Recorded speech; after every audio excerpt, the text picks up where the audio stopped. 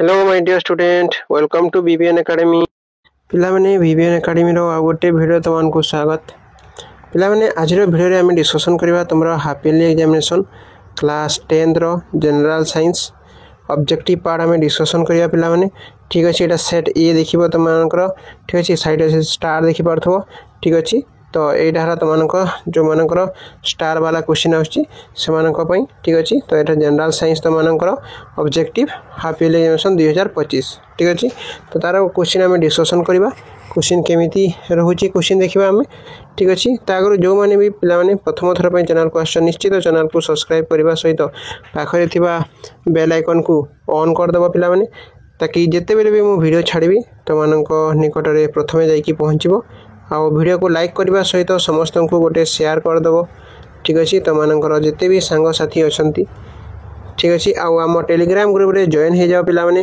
काहे कि गोटे हम नवा ग्रुप टे खोलिबा जहा द्वारा कि तुमनकर बोर्ड रो प्रिपरेशन आ प्री बोर्ड रो प्रिपरेशन मु करबी तो तुम माने निश्चित रूप रे टेलीग्राम रे जॉइन हो जाइतो सेठी ही मु सब अपडेट तुमनको जणे देबी ठीक अछि तो देखो हमें स्टार्ट करबा क्वेश्चन हो तार आंसर ठीक अछि देखो एक नंबर तुम्हारा कौन रही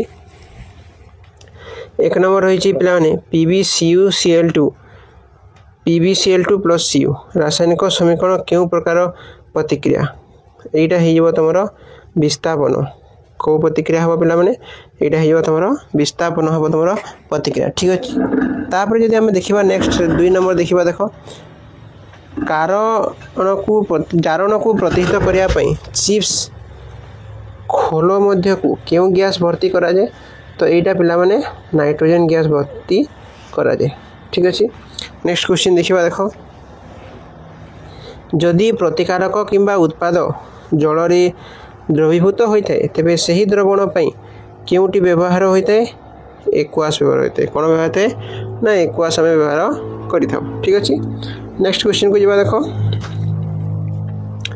तमरो नेक्स्ट क्वेश्चन कोन कहिछि कपर संख्यारण हेतु कहा उपरे केउ रंगर आस्तरण होइथाय पिला माने कपर संख्यारण हेतु ताहा उपरे सबुज रंगर आस्तरण होइथाय ठीक अछि नेक्स्ट 5 नंबर देखिबा केउटी एक ताप उत्पादी रासायनिक प्रतिक्रिया अटे तो ताप उत्पादी रासायनिक प्रतिक्रिया कोन हबो तमरो बी हे जेबो सठिक उत्तर ठीक अछि गोटी द्रवण लाल लिटमस को नील रे परिणत करे एहार पीएच केते पीएच हे जेबो तमरो 10 पिला माने ठीक अछि लेंबू केउ एसिड रो प्राकृतिक उत्स लेंबू तमरो साइट्रिक एसिड रो गोटे प्राकृतिक उत्स ठीक अछि तापर नेक्स्ट देखिबा तमरो 8 नंबर को देखो तमरो 8 नंबर क्वेश्चन कोन कहिछि तमनकर जिप्सम स्फटिक रे थिबा स्फटिक जल अणु संख्या केते तो एटा देखिबो तमनकर 2 केते ना 2 ठीक अछि नेक्स्ट क्वेश्चन को जिबा हम देखो नेक्स्ट क्वेश्चन कोन कहिछि पानीय जल को जीवाणु मुक्त करिया पई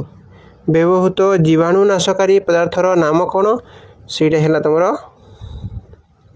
ब्लीचिंग पाउडर ठीक अछि नेक्स्ट 10 नंबर देखिबा बेला माने तंबा और जिंक मिश्र धातुर नाम कोन तंबा और जिंक जदि मिसला ताले कोन होइते पिला माने सेटा हेते पितल कोन होइते ना पितल होइते नेक्स्ट देखिबा देखो निम्न ऑक्साइड गुडी को मध्यरु केउटी एम्फोटेरिक कोटा पिला माने Al2O3 कोटा Al2O3 केउ धातु को किरोसिन रे बुड़ाई रखा जाए सोडियम को कहा को बुड़ाई रखा जाए सोडियम धातु को बुड़ाई रखा जाए ठीक अछि नेक्स्ट देखिबा देखो केउ प्रणाली द्वारा ZnCO3 रु ZnO मिले तो पिला माने केउ प्रणाली द्वारा तो सेटा हला कैल्सिनेशन द्वारा कहा द्वारा कैल्सिनेशन द्वारा ठीक अछि नेक्स्ट देखिबा देखो 20 सेमी वक्रता व्यासार्ध विशिष्ट एक दर्पणर फोकस दूरता केते 20 सेमी यदि वक्रता व्यासार्ध हला तार फोकस दूरता हेजबो 10 सेमी केते हबो 10 सेमी ठीक अछि निम्नोक्त मध्यरु केउटी लेंस पावर रो एकक जदि हम देखिबा लेंस पावर रो एकक हला कोन ना डायोप्टर ठीक अछि नेक्स्ट 16 नंबर को देखिबा देखो आभासीय क्षुद्र प्रतिबिंब निम्नोक्त मध्यरु दुईटी रे गठित होय केउथरे गठित होइथाय पिला माने उत्तल दर्पण उत्तल लेंस रे आभासीय क्षुद्र प्रतिबिंब गठित होइथाय ठीक अछि नेक्स्ट देखिबा देखो दुईटी अवतल लेंस रो समाहार रो पावर -60 अटे ସେଥିମଧ୍ୟରୁ ଗୋଟିକର ଫୋକସ୍ ଦୂରତା 25 ସେମି ହୋଇଥିଲେ ଅନ୍ୟଟିର ଫୋକସ୍ ଦୂରତା କେତେ ହୋଇଥାଏ ପିଲାମାନେ 50 ହୋଇଥାଏ। ଠିକ୍ ଅଛି। ତାପରେ ଦେଖ ଯଦି ପିଲାମାନେ ତୁମର ସାଇନ୍ସର ସବଜେକ୍ଟିଭ ଚାହୁଁଛ ତାହେଲେ ଆମର ସେକେଣ୍ଡ ଚ୍ୟାନେଲରେ ଯାଇକି ସବସ୍କ୍ରାଇବର 100 କରିଦିଅ ତ ତୁମମାନଙ୍କୁ ମୁଁ ତାପରେ ତୁମର ସବଜେକ୍ଟିଭ ପ୍ରୋଭାଇଡ଼ କରିଦେବି। ଠିକ୍ ଅଛି। ତ ଦେଖ ଆଲୋକର ବକିର୍ଣ୍ଣନକୁ ବୁଝାଇବା ପାଇଁ ଆଲୋକର କେଉଁ ପ୍ରକୃତି ସହାୟକ ହୋଇଥାଏ ଦୌତ ପ୍ରକୃତି। କେଉଁ ପ୍ରକୃତି ପିଲାମାନେ ଦୌତ ପ୍ରକୃତି। ନେକ୍ସଟ ଦେଖିବା ଦେଖ କେଉଁଥିରେ ଆଲୋକ ରଶ୍ମିର ପାର୍ଶ୍ୱ ବିସ୍ଥାପନ ପ୍ରତିକ୍ରିୟା ଦେଖାଯାଏ ଦର୍ପଣରେ। କେଉଁଥିରେ ନା ଦର୍ପଣରେ। ଜଣେ ସୁସ୍ଥ ଓ ସ୍ୱାଭାବିକ ଦୃଷ୍ଟି ସମ୍ପନ୍ନ ବ୍ୟକ୍ତିର ସ୍ପଷ୍ଟ ସର୍ବନିମ୍ନ ଦୂରତା କେତେ 25 ସେମି। କେତେ ପିଲାମାନେ 25 ସେମି। ଠିକ୍ ଅଛି। ତାପରେ ଦେଖିବା ଦେଖ ନେକ୍ସଟ ଚକ୍ଷୁ ଲେନ୍ସର ଫୋକସ୍ ଦୂରତା ପରିବର୍ତ୍ତନ ପାଇଁ କିଏ ଦାୟୀ ସିଲିଆରି ମାଂସପେଶୀ ଦାୟୀ। କିଏ ଦାୟୀ ପିଲାମାନେ ସିଲିଆରି ମାଂସପେଶୀ ଦାୟୀ। ନିର୍ମଳ ଆକାଶରେ ତାରାଗୁଡ଼ିକ ରାତିରେ ଦବଦବ ହେବା ଆଲୋକର କେଉଁ ପରିଘଟଣା ଯୋଗୁଁ ଘଟିଥାଏ ବାୟୁମଣ୍ଡଳୀୟ ପ୍ରତିସରଣ ଯୋଗୁଁ ଘଟିଥାଏ। ଠିକ୍ ଅଛି। ନେକ୍ସଟ କ୍ୱେଶ୍ଚିନ୍କୁ ଯିବା ଆମେ ଦେଖ ଟିଣ୍ଡଲ ପ୍ରଭାବ। ଟିଣ୍ଡଲ ପ୍ରଭାବ ଆଲୋକର କେଉଁ ପ୍ରକ୍ରିୟା ସହ ସମ୍ପର୍କିତ ଥାଏ ପିଲାମାନେ ବିଚ୍ଛୁରଣ ସହିତ। କାହା ସହିତ ଥାଏ ବିଚ୍ଛୁରଣ ସହିତ। ଠିକ୍ ଅଛି। ଚାଲିସା ଦୂର କରିବା ପାଇଁ କେଉଁ ଲେନ୍ସର ଚଷମା ବ୍ୟବହାର କରାଯାଏ ଚାଲିସା ଦୂର କରିବା ପାଇଁ ଆମର ଦ୍ୱି ଅବତଳ ଲେନ୍ସର ବ୍ୟବହାର କରାଯାଏ। କେଉଁ ରୋଗର ମୃତ୍ୟୁବରଣ କରୁଥିବା ବ୍ୟକ୍ତି ଚକ୍ଷୁଦାନ କରିପାରିବେ ନାହିଁ କଲେରା।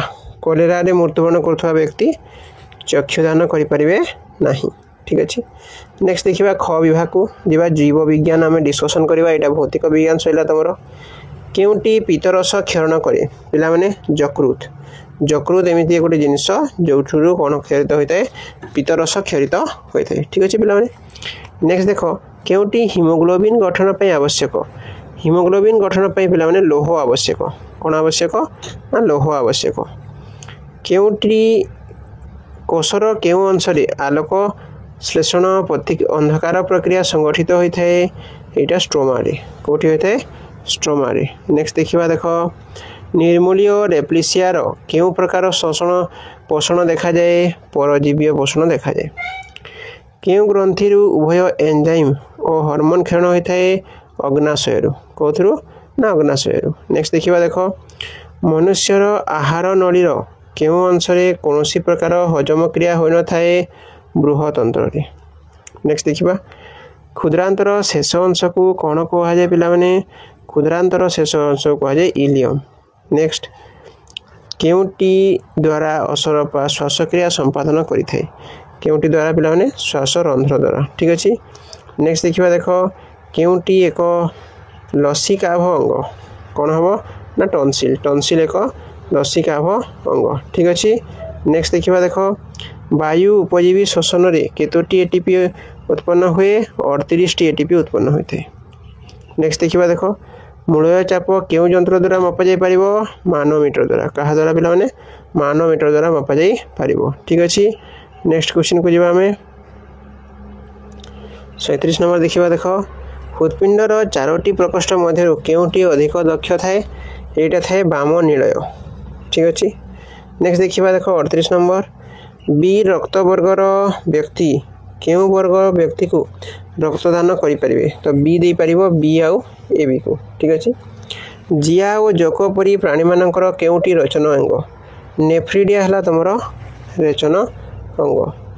କେଉଁ ବର୍ଣ୍ଣକଣିକା ଥିବା ହେତୁ ସୁସ୍ଥ ଲୋକର ମୂତ୍ର ଈଷତ୍ ହଳଦିଆ ଦେଖାଯାଏ ସେଇଟା ହେଲା ୟୁରୋକ୍ରୋମ୍। କେଉଁଟା ୟୁରୋକ୍ରୋମ୍। ଠିକ୍ ଅଛି। ନେକ୍ସଟ ଦେଖିବା ଦେଖ କେଉଁଟି ତମ୍ବାଖୁ ପତ୍ରରେ ଥିବା ଏକ ଉପକ୍ଷାର କ'ଣ ପିଲାମାନେ ନିକୋଟିନ୍। ନିକୋଟିନ୍। ନେକ୍ସଟ ଦେଖିବା 42 ନମ୍ବରକୁ ଦେଖ ନିମ୍ନୋକ୍ତ ମଧ୍ୟରୁ କିଏ ଶରୀରରୁ ୟୁରିକ୍ ଏସିଡ୍ ନିଷ୍କାସନ କରି ନଥାଏ ପକ୍ଷୀ। ନେକ୍ସଟ କ୍ୱେଶ୍ଚିନ୍କୁ ଯିବା 43 ନମ୍ବର କେଉଁ ହରମୋନ୍ଟି ଉଦ୍ଭିଦର ବାର୍ଦ୍ଧକ୍ୟକୁ ତ୍ୱରାନ୍ୱିତ କରିଥାଏ ଏଥିଲିନ୍। ଠିକ୍ ଅଛି। ନେକ୍ସଟ ଦେଖ 44 ନମ୍ବରକୁ ଯିବା ଅଗ୍ନାଶୟର ଡେଲ୍ଟା କୋଷରୁ କେଉଁ ହରମୋନ୍ କ୍ଷରିତ ହୋଇଥାଏ ଡେଲ୍ଟା କୋଷରୁ ହୋଇଥାଏ ଆମର ସୋମାଟୋଷ୍ଟାଟିକ୍ ହୋଇଥାଏ। ଠିକ୍ ଅଛି। ନେକ୍ସଟ ଦେଖିବା ଦେଖ 45 ନମ୍ବର କ'ଣ କହିଛି 45 ତୁମର ଦେଖିବା ମେଲାଟୋନିନ୍ ହରମୋନ୍ କେଉଁ ଗ୍ରନ୍ଥିରୁ କ୍ଷରିତ ହୋଇଥାଏ ସେଇଟା ହେଲା ତୁମର ପିନିଆଲ୍ ଗ୍ରନ୍ଥି। ଠିକ୍ ଅଛି ପିଲାମାନେ। उद्भिदर केउं अंशरे साधारणतः अनुकूल जीवाणुवर्तन देखा जाए चेर ठीक अच्छे परिवेश अनुजाई केउं कवकटी उभय जल रेणु और अचल रेणु सृष्टि करे तो चल रेणु और अचल रेणु किए सृष्टि करथाए पेन्सिलियम लास्ट दुईटा नंबर देखा तुम देख कौन कही ना केउंटी जन्म नियंत्रण पाई पुरुषंकर स्थायी कौन ना ऑप्शन ए हो ट्यूबेक्टोमी ठीक अच्छे नेक्स्ट देखा आम तुम देख नेक्स्ट देखा समविभाजन केउं अवस्था गुणसूत्र गुड़िक कोषर मध्य समतल को आसी था अंतिम अवस्था तापर 50 नंबर देखा देख विश्व एड्स दिवस केबे पालन करा जाए डिसेम्बर 1 रे पालन करा जाए ठीक अच्छे पे तो यहाँ है तुम 50 रु 50 तो निश्चित रूप से पे तुम निश्चित जदि किसी आम चैनल हेल्प हो निश्चित तुम गोटे शेयर कर ठीक अच्छे आउ सब्सक्राइब करदेव ठीक अच्छे ओके पे थैंक यू।